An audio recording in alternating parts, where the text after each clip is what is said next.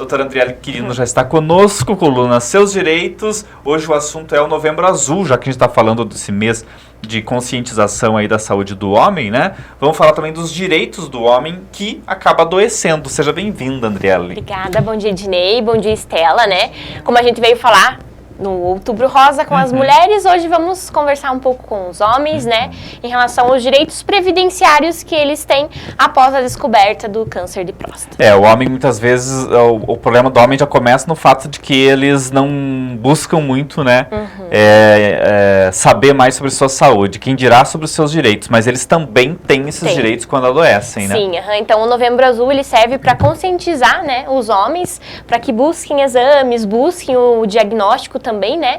E agora a gente vai falar um pouquinho sobre os benefícios previdenciários que eles podem vir a ter direito, né, após a descoberta desse câncer. A gente está falando só do câncer de próstata ou qualquer câncer?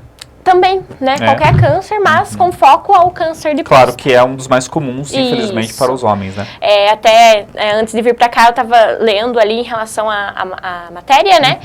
Que a cada 40 minutos alguém perde a vida por causa de câncer de próstata. Mas veja como é cada vez mais comum. Assim como o flagelo da mulher é o câncer de mama, que é o mais comum, né, nas mulheres, o homem é o câncer de próstata. A gente falou sobre o aspecto saudável da questão, o aspecto da saúde com o Dr. César Duarte do Nascimento Júnior, que esteve aqui há 2 semanas, né, falando sobre esse assunto.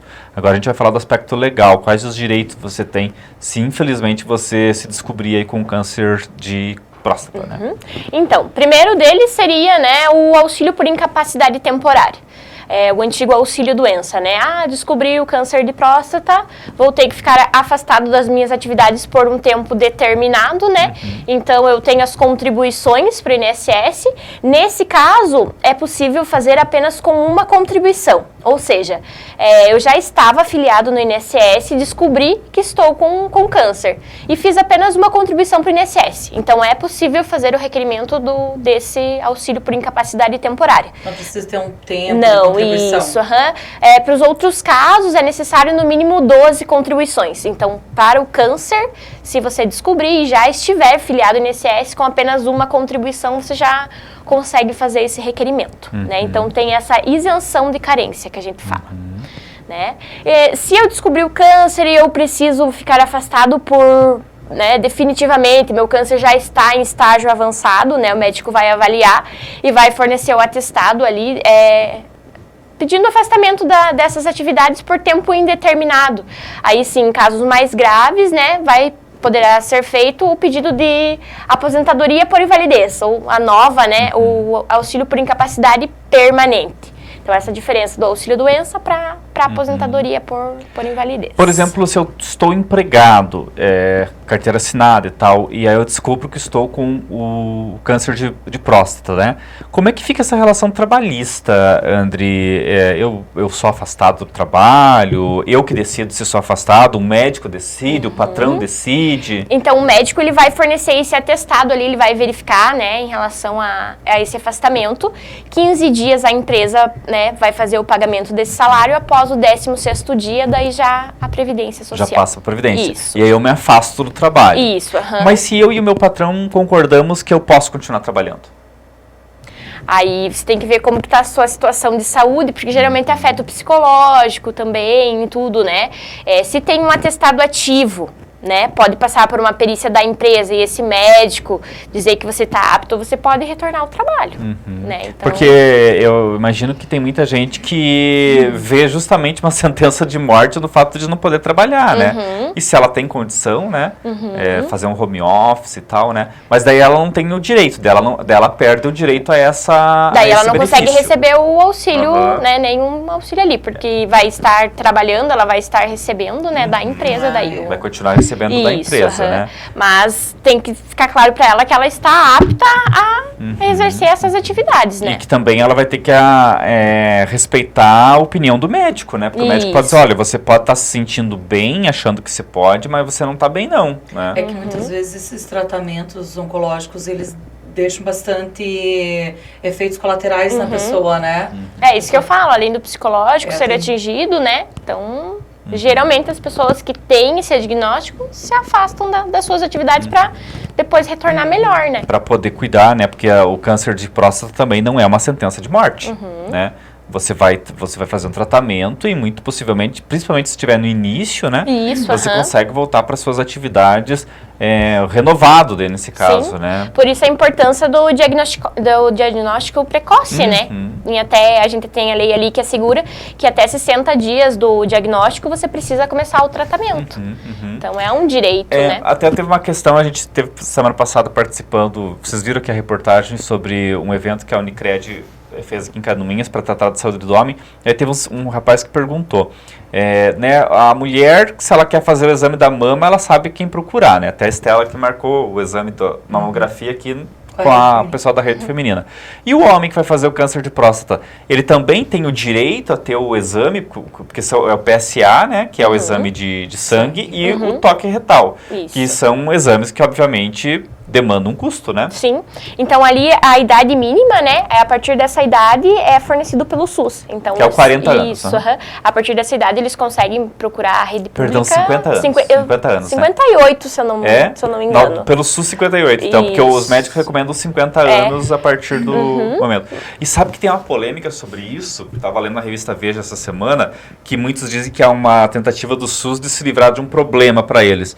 Mas há uma polêmica no sentido de que, ao contrário da mulher que descobre o câncer precoce na mama e consegue tratar, no caso da próstata, muitas vezes aquele pólipo que é encontrado na próstata, ou aquele princípio, não evolui. E às vezes se tira a próstata, que causa um trauma para o homem, né? E lá adiante não evoluiu aquele câncer.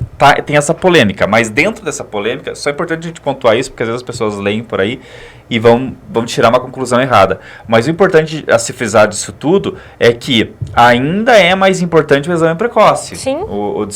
Então, se você descobrir que você está com o câncer, então você passa a monitorar ele.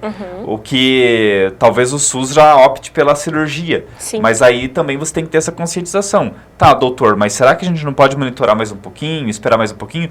Porque vai evoluindo aquilo ali e daí é o caso de cirurgia mesmo, né? Sim, e às vezes também quando descobre já está no estágio avançado, né? Então, por isso a importância de ter esse acompanhamento. Isso. Então, no frigir dos ovos, ele sempre vai ser importante. Sim. Né? Vai ser sempre importante fazer o exame, fazer o toque retal, fazer o PSA para poder saber se aquilo pode evoluir ou se vai evoluir, né? Porque não é possível saber se vai evoluir, mas se você tiver o exame, aí sim você consegue acompanhar e ver o momento certo de fazer a cirurgia, né? Então, esse benefício, a gente está falando então do benefício. Isso, de benefícios previdenciários para pessoas com câncer de próstata. Que é um salário, isso? Ou tem uma variação? Não, depende daí das médias salariais em relação ao auxílio por incapacidade temporária ali. Então, não significa que é um salário mínimo. Um salário mínimo vai ser para aquelas pessoas que não contribuem para o INSS, né? E vai ficar comprovado que elas têm essa incapacidade por mais de 2 anos, aí vão poder fazer o requerimento do benefício assistencial, que é o BPC-LOAS. E aí, então, se a pessoa recebe um salário X, o cálculo é em cima desse salário X. Isso, é feito as médias salariais. Ou seja, se ela ganha mais de um salário mínimo, vai ser feito com base nessa média aí do salário mínimo, né? Isso. Tem algum outro benefício que a gente precisa pontuar? Tem. Então, assim, fiz o meu tratamento, mas depois desse tempo eu fiquei com alguma sequela. Então, é possível requerer o auxílio acidente. Muitas pessoas confundem o auxílio acidente com auxílio derivado ali de um acidente de trabalho, alguma coisa assim. Não, mas é de sequelas, né, que ficaram e que incapacitam para atividade de trabalho.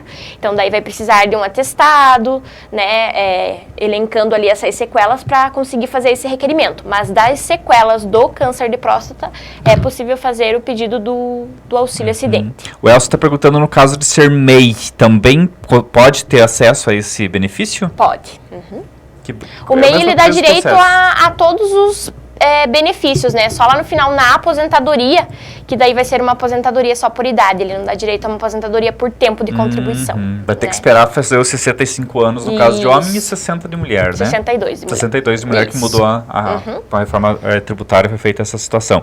Mas então ele requer também o salário mínimo nesse caso. Isso, Porque via de regra o MEI contribui sobre o Isso. salário mínimo, né?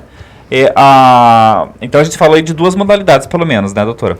Falamos do auxílio por incapacidade temporária, que é o antigo auxílio-doença, o auxílio por incapacidade permanente, que é nos casos mais graves, que não tem a reabilitação, e também o auxílio-acidente, né, para não se confundir ali com o acidente de trabalho, mas sim com sequelas dessa doença que podem Fala mesmo auxílio-acidente. Isso. Só que na verdade, sobre as sequelas do Isso, do na verdade é qualquer sequela que tenha ficado, sabe? Não só do câncer também, pode ser de outras doenças. Um exemplo também. da sequela da próstata é a bolsa acho que não fala colostomia porque daí é para urina, né? Uhum.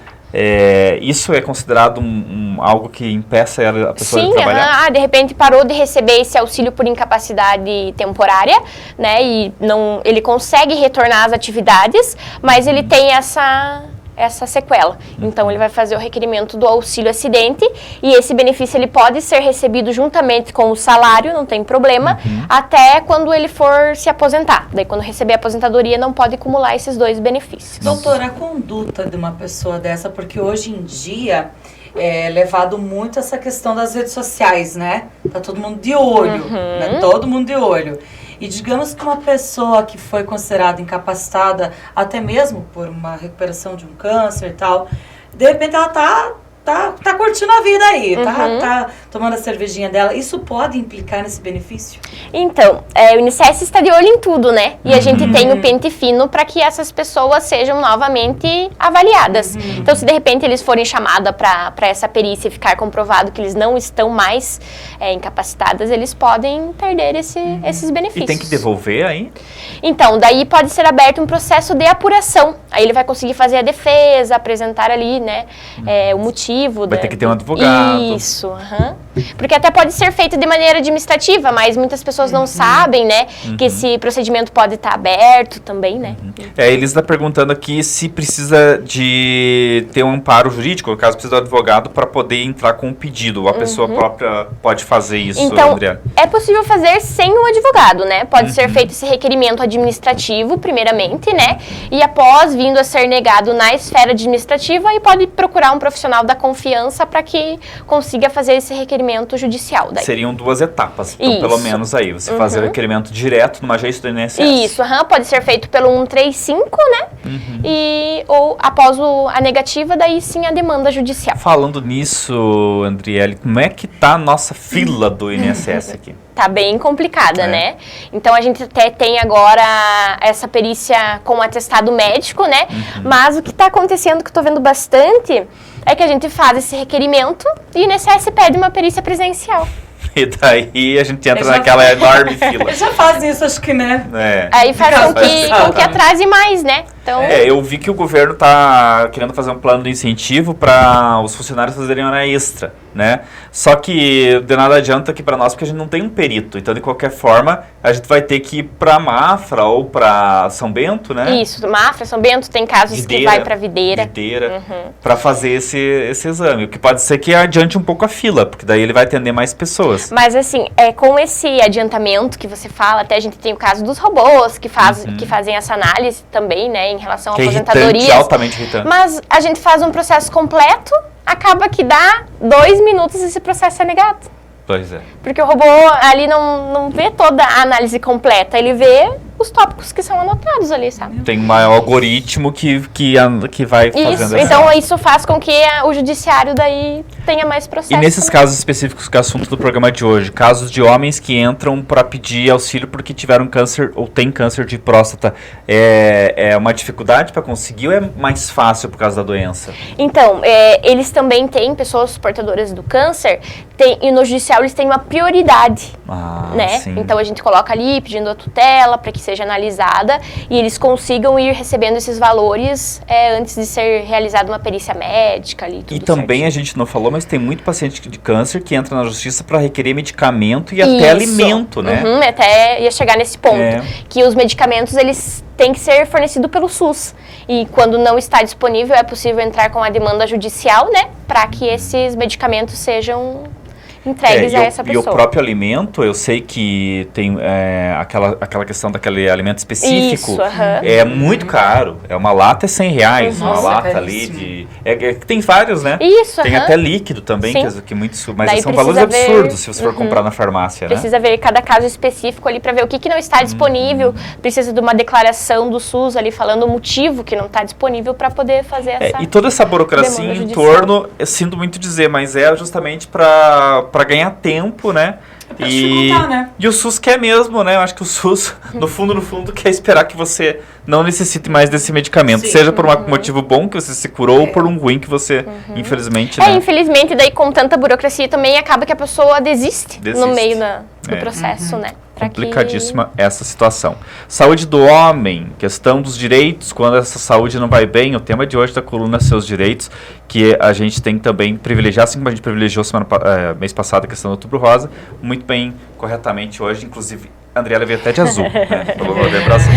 André, obrigado, viu? Obrigada Sempre um prazer também. recebê-la aqui no programa, esperamos vê-la outras vezes. Obrigada pela oportunidade mais uma vez, né? Fazendo a participação.